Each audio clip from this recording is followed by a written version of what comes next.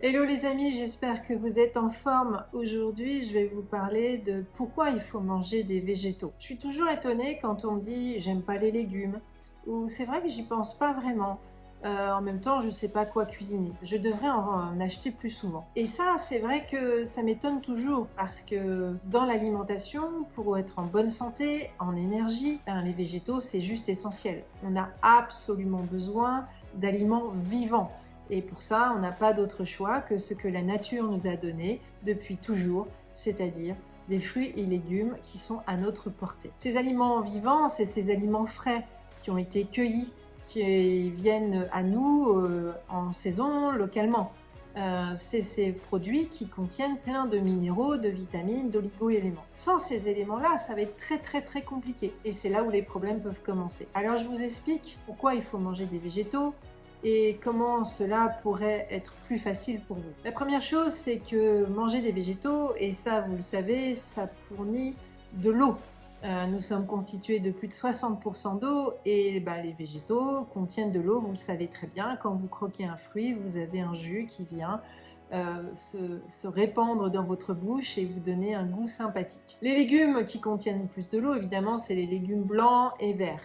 Et cela vous permet d'avoir pas mal d'hydratation quand vous en avez besoin. Alors si vous mangez des fruits et des légumes tous les jours, vous avez déjà un niveau d'hydratation qui est déjà pas mal. Évidemment, il faudra compléter avec de l'eau de source. Et comme vous le savez, il faut à peu près 25 centilitres tous les 9 kilos. Je vous laisse calculer. Le deuxième élément très important, et là je ne rigole plus parce qu'on touche un sujet très sensible.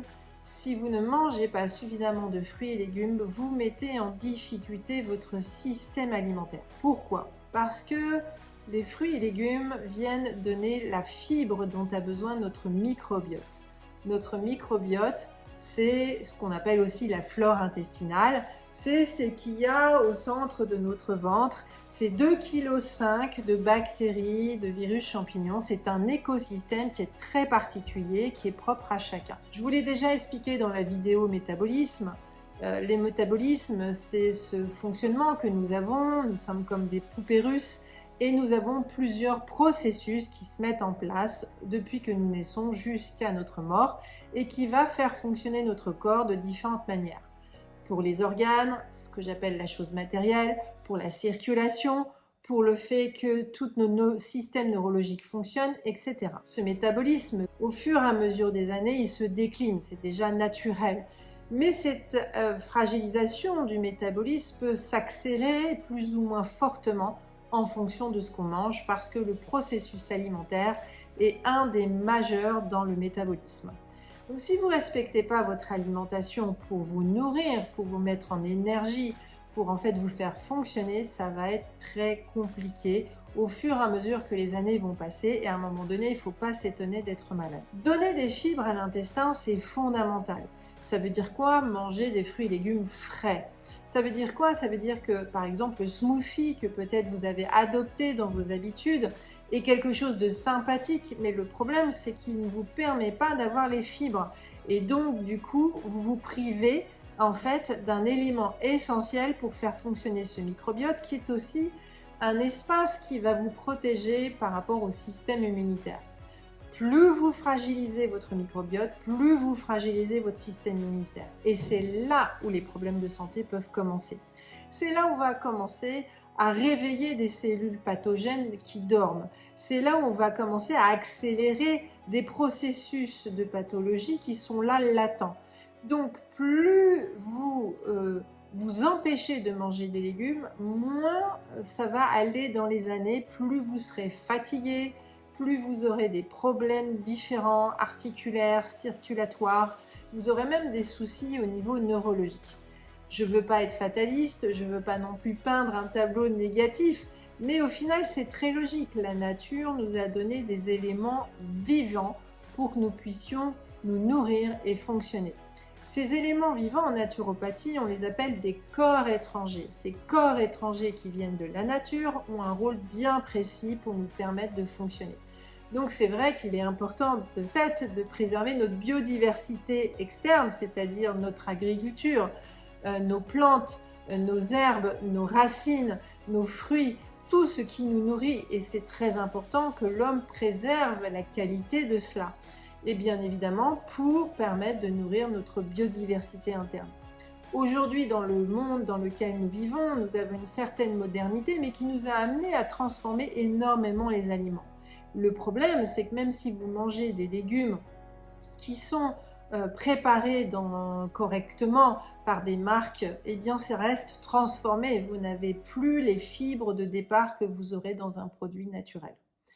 Moralité, il ne faut pas hésiter à faire ses courses chez un primeur et d'acheter ses fruits et légumes frais, c'est très important. La fibre, c'est un élément essentiel. Mais le troisième que je vous ai évoqué dans le métabolisme, c'est que les végétaux vous apportent aussi les vitamines, minéraux et oligoéléments dont on a absolument besoin. Ils ont un rôle moteur, messager, ils permettent de faire circuler, ils permettent d'assimiler. Donc sans ces éléments-là, tout ce que l'on ingère ne va pas forcément remplir 100% de son rôle et va permettre aussi à ce que nos organes se développent correctement. Non seulement ils partent de l'eau, de la fibre, mais aussi ces minéraux et vitamines. Donc si vous ne mangez pas vivant donc des fruits et légumes quotidiennement, vous allez scier la branche sur laquelle vous êtes.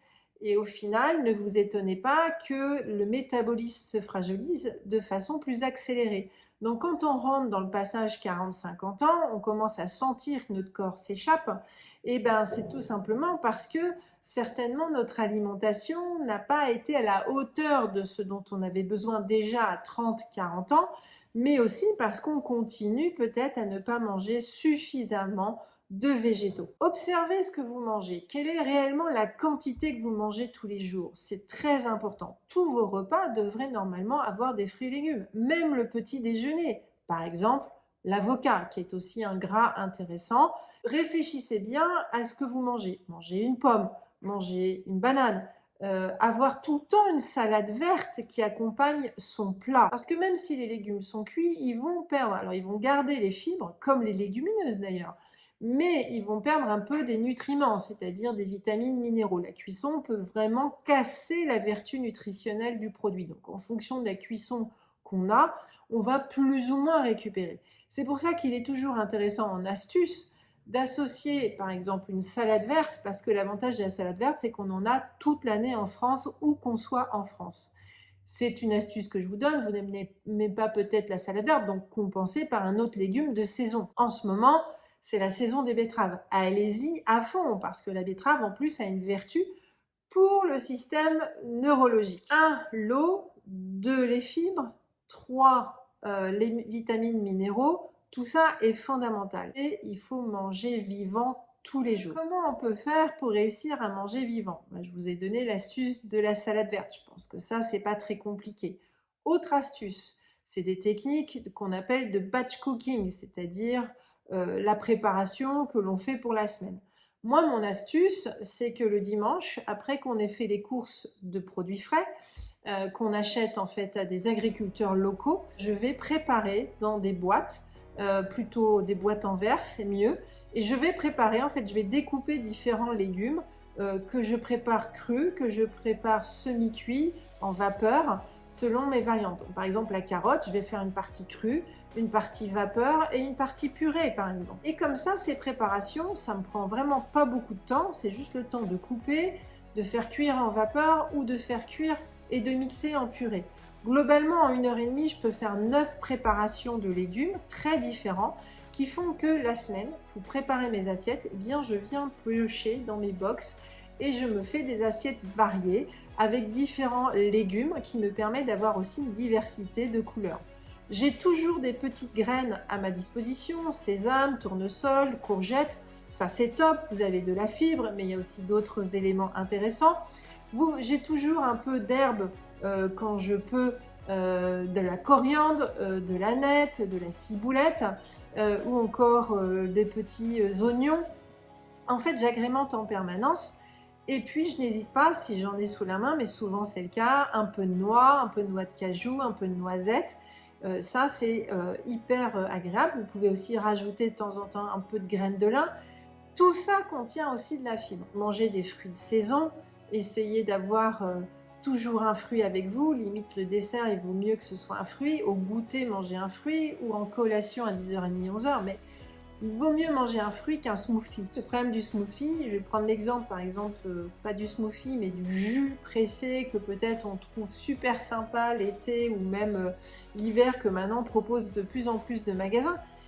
Ce jus pressé par exemple d'orange que moi j'avais pris par exemple cet été à Nice, il faisait très chaud et j'avais envie de ça. Mais bon, faut pas oublier une chose, c'est qu'une petite bouteille de jus pressé entre parenthèses qui coûte une blinde, hein, faut être clair. Mais bon, sur le moment j'avais envie de ça. Bah, c'est quand même presser 3 oranges. On mange jamais 3 oranges d'affilée. Donc faut faire attention à quelque chose aussi, c'est qu'avec tous ces jus pressés, même s'ils sont pressés donc plus naturels, ou les smoothies qui sont censés être plus naturels, eh bien on a un risque quand même de manger trop de quantité, notamment du fructose du fruit. Et si vous mangez que le fructose, c'est-à-dire vous buvez que le fructose et vous n'avez pas la fibre, ça devient très compliqué. L'astuce, c'est plutôt toujours d'avoir un fruit avec vous, des pommes, des poires en ce moment. Alors les bananes, elles viennent de loin, mais on arrive globalement à avoir des beaux produits. Voilà, trouvez votre bonheur, mais n'oubliez pas de manger des légumes et des fruits, c'est très important. L'astuce batch cooking, et puis la salade verte, c'est vachement bien. L'autre avantage, c'est que si vous mangez des fruits et légumes frais, ça va atténuer systématiquement votre envie de faim. Donc ça va créer la satiété, ça va vous aider en plus des protéines que vous allez faire à pouvoir remplir déjà l'intestin, parce qu'avec la fibre, ça demande de mâcher, plus un peu de protéines qu'on a besoin pour tous les repas, je le rappelle, et bien vous avez plus cette sensation de satiété. Le truc et astuce aussi, c'est toujours de prévoir une salade ou une petite assiette de crudités et de démarrer avec ça, ce qui va vous permettre de mieux absorber le glucide. C'était ma reco de la semaine autour des végétaux, très important. Portez-vous bien, soyez le Jedi de votre santé et à bientôt pour une autre information pratique.